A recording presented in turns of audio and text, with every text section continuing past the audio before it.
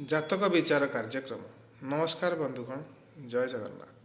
ଜନ୍ମ ଜାତକର ରାଶିରେ ଶନି ଥିଲେ ଏବଂ ଶନି ଯଦି ରାଶିରେ ନିଚସ୍ଥ ଥାଆନ୍ତି, ସାଧାରଣତଃ ମେଷ ରାଶିରେ ଶନି ନିଚ ଭାବରେ ରହନ୍ତି।